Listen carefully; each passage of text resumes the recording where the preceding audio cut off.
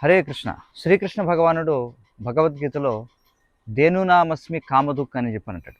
ధేనునామస్మి కామధుక్. కామధుక్ అంటే కామధేను అని. సురభి అనేటువంటి కామధేనువులను శ్రీకృష్ణ భగవానుడు ఆయన పాలిస్తూ ఉంటాడు.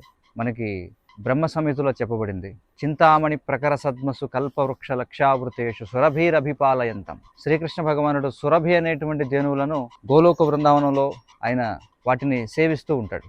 కామధేను అంటే మనం కోరినదల్లా ఇచ్చేటువంటి దాన్ని కామధేను అంటారు. ఈ భౌతిక ప్రపంచంలో మనం చూసేటువంటి ధేనువులు, గోవులు ఏవైతే ఉన్నాయో అవి కేవలం పాలను మాత్రమే ఇస్తాయి. అది కూడా పరిమితంగా ఇస్తాయి. అది కూడా కొద్ది కాలమే ఇస్తాయి.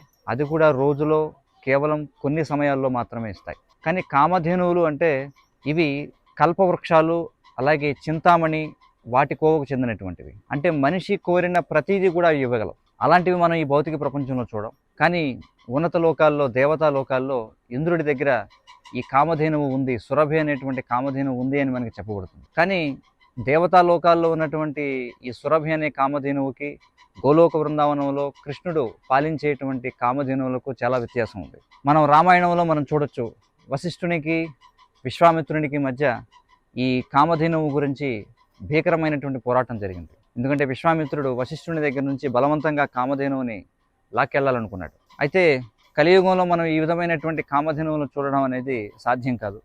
ఒకవేళ కలియుగంలో కామధేనువు లాంటిది ఉన్నా ప్రపంచంలోని అగ్రరాజ్యాలు ఏవైతే ఉన్నాయో, అమెరికా, రష్యా లాంటి దేశాలు, చైనా లాంటి దేశాలు ఈ కామధేనువు కోసం కొట్టుకుంటాయి.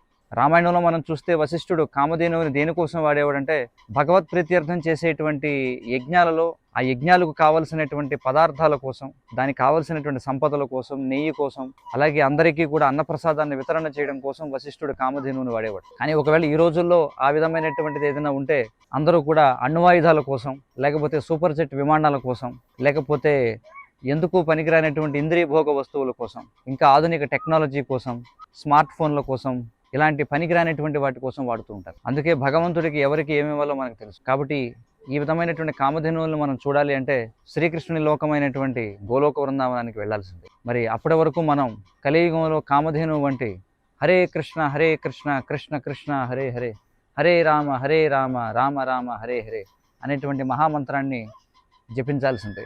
అయితే మీకు సందేహం రావచ్చు, హరే కృష్ణ మహామంత్రం అనేది అన్ని కోరికలను ఎలా తీరుస్తుంది అని. మీకు మరిన్ని వివరాలు కావాలనుకుంటే హరినామ సంకీర్తన చేయండి, ఆనందించండి అనే శ్రీల ప్రభుపాదుల వారు రాసినటువంటి గ్రంథాన్ని అధ్యయనం చేయండి. హరే కృష్ణ.